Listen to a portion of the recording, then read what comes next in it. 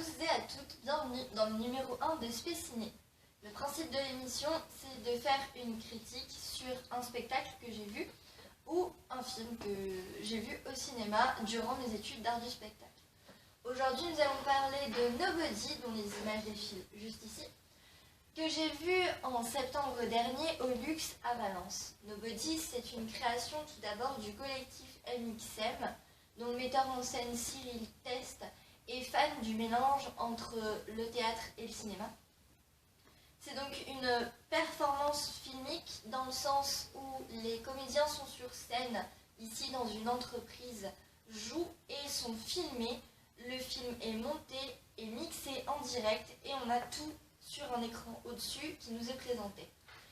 C'est basé sur les œuvres de Falk Richter qui a écrit une série de livres d'A-System et aussi sur un docu-fiction sur la façon de faire des entreprises et notamment au niveau du benchmarking. On peut retrouver donc le collectif MXM, en partie composé du metteur en scène, des caméramans, des mixeurs de son. C'est un gros collectif qui travaille autour du numérique. Et on retrouve le collectif La Carte Blanche cette année, dont les comédiens, notamment Victor Assier, Elsa Agnès, jouent sur scène et viennent du théâtre de Montpellier.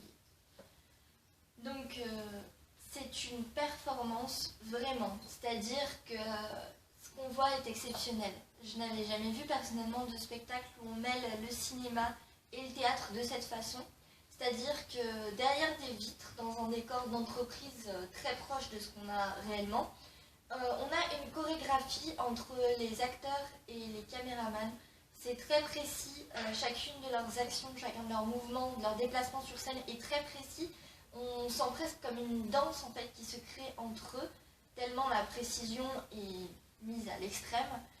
Et juste au-dessus, sur l'écran, on a ce qu'on voit, mais dans des angles différents. C'est-à-dire, une femme va marcher et en haut, on va avoir un gros plan sur son visage. Alors que c'est pas forcément la première chose qu'on voit quand on est spectateur et qu'on est extérieur. Donc c'est vraiment quelque chose d'exceptionnel parce que tout est minutieux et c'est parfaitement exécuté. Il n'y a aucun moment de décalage entre ce qu'on voit sur la scène et ce qu'on voit sur le film. On a vraiment l'impression que tout est fait exactement en même temps et je trouve que c'est un travail de coordination exceptionnel entre les équipes qui sont en régie, qu'on ne voit pas, qui sont donc en train de faire le film, et les acteurs sur scène qui sont en train de jouer. C'est vraiment un truc époustouflant que j'avais jamais vu et moi j'ai été très impressionnée par ce travail parce que ça doit être très stressant, je pense, de devoir tout gérer comme ça, mais ils s'en sortent avec brio.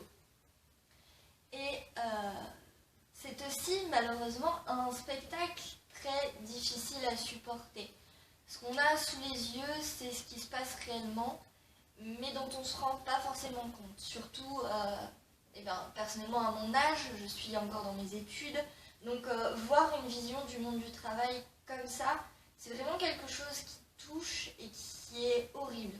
Moi j'ai pris une claque dans la gueule par exemple parce que on est dans une comédie humaine où les personnages tombent dans l'abîme, se jettent dedans tout seuls d'ailleurs, où il n'existe plus que le travail, et ils n'ont plus rien d'humain. Et en fait ce côté inhumain, le côté on est en dehors d'eux, il y a des vitres qui nous séparent, mais en même temps on les observe de partout, même dans des endroits où on ne devrait pas les observer, on les voit par exemple dans les toilettes, on les voit dans leur chambre.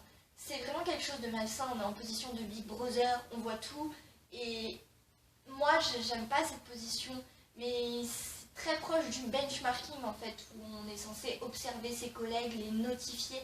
Là c'est la place qu'on a en fait, on est en train d'observer ce qu'ils font et entre guillemets de juger ce qu'ils font. Et c'est horrible de tomber là-dedans, de voir à quel point les personnages s'autodétruisent, qui sont humains, qu'ils ont perdu toute émotion, tout lien entre eux. Et c'est un spectacle qu'il faut supporter pour ça, parce qu'on ressent aucune émotion positive. On ne peut pas rire de ce qu'on a sous les yeux parce que c'est trop horrible. Et du coup, plus qu'un spectacle que l'on aime, c'est un spectacle que l'on va devoir supporter, subir pendant 1 heure.